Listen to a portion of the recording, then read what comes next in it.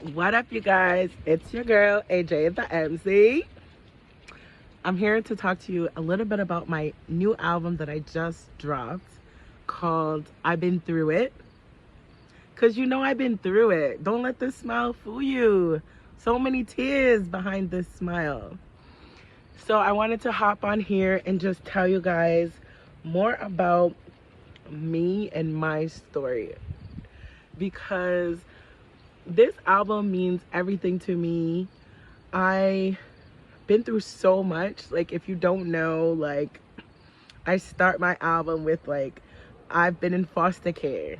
You know, my parents were addicted to drugs when we were kids. A lot of bad things happened in our house, and we were removed and we were put into foster care. Now, when I went into foster care, I ended up at one of my aunt's house on my dad's side, and she abused the shit out of me. Like, awful things that she did to us. And one of the things that she did, she used to make me eat, like, after everybody was done eating, she would take, like, the leftover scraps and put them all on one plate for me to eat. Yeah. And another time, I remember one of her daughters, my cousin, she was upset at me for doing whatever a kid does. She told me to go take a bath. So I went and I took a bath. She told me to go in the room. I go in the room. She comes in the room with a leather belt and whoops my naked, wet ass. Okay, that's just a little bit. I can't tell you guys everything that horrible happened to me. You'll be crying all day. So if you have time, listen to the first song. It's called I've Been Through It. And I just talk about, you know, my life has been hard. And I still always persevere. Like, I always knew that I was going to be somebody in this world. I love school, so I use school as my outlet. When things were horrible at home, I knew that school was a safe place. My teachers always supported me. I always got good grades. I got involved in sports. You know, I used to be a dancer, if you can believe that. Hey. So yeah, like, I have really, really been through it. And I'm in a good place now. Like, I'm really happy with the person that I am. I've dealt with a lot of my trauma. You know, it comes up here and there, but at least I can recognize it when I'm being triggered. And I can be there for other people who've been through similar things as me. So another song I wrote is called We're Not Friends. And I wrote this song with Bob Corn and Annie Ganesh. And it's a song about old friends. Like, you know, I'm 35 years old. I barely have any friends from growing up, from high school, from childhood. Like, we're not friends anymore. Like, whatever happened, you want to make up stuff that's a big deal, and it's not a big deal. You don't want to be my friend, just don't be my friend. Like, you don't have to make a big deal and make an excuse about not being my friend. Like, I'll be fine. I make new friends every day. So ain't nobody crying that you don't want to be my friend. And, like, I can go down the list of things that I've done for friends over the years, money that I've sent, birthday parties and weddings and births. I've been there for so many births of my friends. Like, oh yeah, I'm not a good friend. Okay. So We're Not Friends is about just letting go of old friends. And then I have another song called Too Many Goals. Too many goals. How many flows? You're a player. I'm a coach. Because I have so many goals. I have so many things that I love to do, that I want to do. Obviously, music is one of my goals. But I also like to write scripts. I'm working on an animation right now. I put some of it on Instagram, if you've seen. I've been working on that. I'm a public speaker. I do events. I'm just always into something. Like, I have personal goals that I try to accomplish, you know, being a better person and the ways that I see fit. being a good partner, you know, caring for my friends and family in a way that I would want to be cared for. So yeah, too many goals. And then what else do I have on there? I have Saint Ninian, which is a song about graduating university, which happened quite a long time ago. But if you're from Indigenous, you know that street, Saint Ninian. And when I graduated, me and my girl, we friggin' had a huge yard sale. We sold every fucking thing we had because we were graduating. And we took all the money. We went to the liquor store and bought like $400 worth of booze. I hired a DJ. We cleared out the apartments and we just threw a huge rager. And the cops really did show up. And that was funny. They were trying to shut us down, but they couldn't because I had already talked to my neighbors and I told them I was having a party and they were all fine with it. So when the cops showed up, they're like, we got a noise complaint. I'm like, from who? I know you didn't get a noise complaint. You are lying. You just want to come inside my apartment. And I was like, you're not coming in. And they left. That's Indigenous cops for you. I'm not sure if that will fly today, but that was flying in 2012 when I was only paying $375 for my own apartment. $375 for my own apartment. If you knew how much I pay now for my apartment, you would be like, no, girl, that's not real. It is real. So, Saint Ninian. And then, what other good tracks do we have on there? We have the good song Bad Bitch, which is an anthem to all my bad bitches out there. The ones who pay your own fucking rent, have your own job, have your own car, take care of your kids, and just like are independent badass fucking bitches. And don't take shit from nobody. Men, family, friends, it doesn't matter.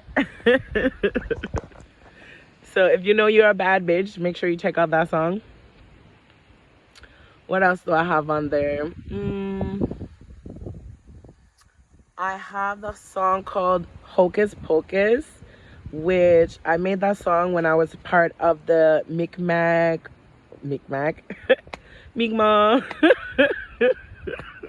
I was growing up, we were called Mi'kmaq, okay? Give me a break. Give me a break. So anyways, yeah, from the Mi'kmaq Artist Emergence Program, and we call it MAPE. And I wrote that song during the week. It was a week-long program. I was with 12 other Indigenous artists. It was amazing. They kept us in a nice hotel, and like we used to go to the theater where we could practice. We could go to the studio. We could work on songs together. It was really amazing. I had such a good time.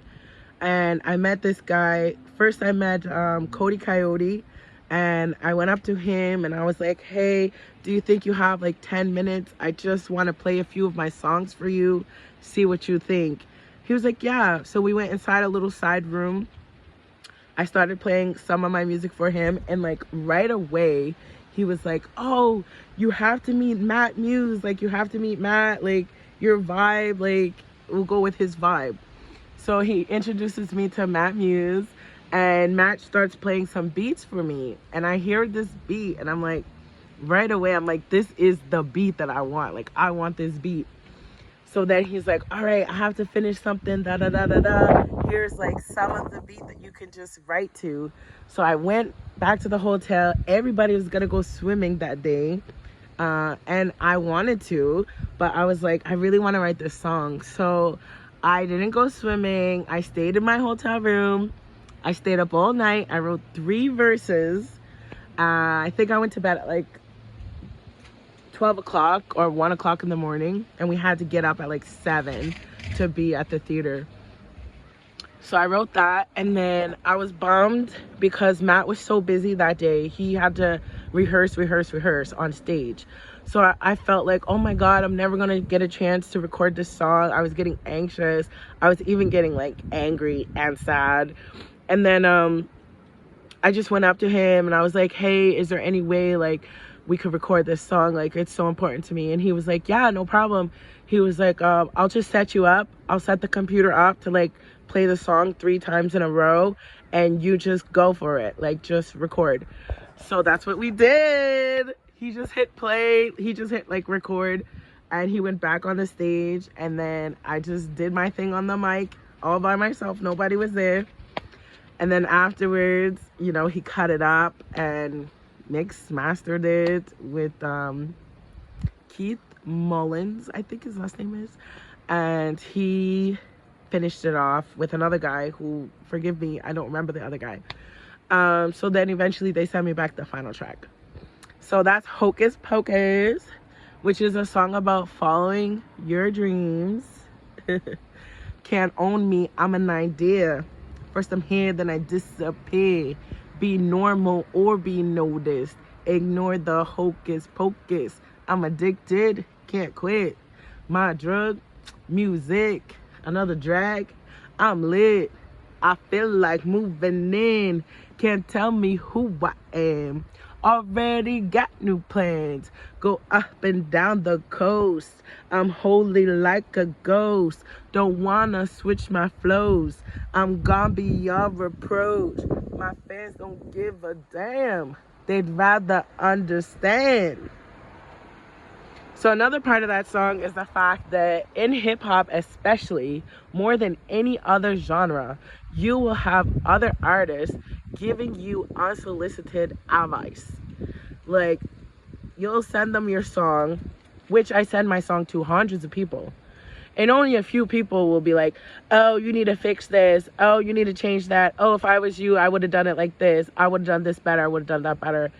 And it's just like, who are you? Are you a Hollywood producer? Like, do you work for Atlantic Records? Like, who are you? Please stop telling me to change my flow.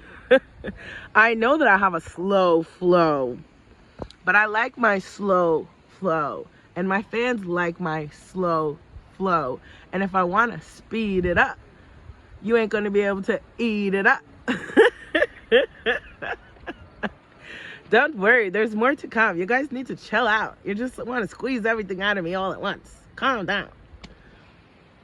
So Hocus Pocus, and then what else do we have? What are some of my other songs on there? I made a song called Just So They Fit In. It's the last song on the album, and it's a song about people who just do things for clout. They just want to fit in. Like, there's rappers who are not even good, but they swear they are good. Like, they crown themselves as good. I'm like, bro, rapping is not your thing. Like, you need to find something that works for you. But if you enjoy yourself rapping, go ahead and enjoy yourself. But like, you know, there's a lot of things that I have to say I'm not good at. I'm just not good at them. Rapping is something that I am good at. So don't do things just so you can fit in with other people. And I've had the pressure to fit in with other people. Like, I'm 35, I'm not married, I don't have kids. Like, I feel that pressure. I feel the pressure to be like, you know, why am I alone? Am I not good enough? You know, will I ever have kids? Like, I'm getting older, I'm worried about that. And, you know, it's just like, no, I don't want to have kids just so I can fit in. But, you know, I do want to have kids because I want to have that experience of having my own family. If that means I want to fit in, okay then. And then I talk a lot about women empowerment in my music. And in this song, I'm talking about, you know, we're living in a dark time to be a woman. Everything is telling us what we fucking should do. He trying to be the leader of the free world. He don't even understand half of the world. I've been told my whole life I'm not good enough. You're not like the other girls. I don't give a fuck. You can't find one that's even on my level. I be driving by, I see them on the pedal. Did you catch that? Oh, you didn't catch that. Stop lying. You didn't catch it. But it's all good. Yeah. Go see. What else is on there? So there's a few other songs that are not on this album. I actually have a second album that I released this year. I released 2 albums this year. I'm not sure if anybody knows. Your girl released 2 albums. But I'll give you this. The second album was only 7 songs. But it's called Yes to the Best. And it has a song on there called Ghost. And it's a song about my dog. And how my dog has always been there for me through thick and thin. Cause boy, you know I really love you, oi. Like a toy. You were just my baby boy. When I feel I got nothing else to live for, all I have to do is look you in your eyes more. So anyways, thanks for listening to me go on about my music, because I'm so passionate about it. And I know most people are not gonna watch this video because it's so long, but for the one person who will, I'm happy that you're here and thank you for supporting me. And if you have a dream, I hope that you follow it.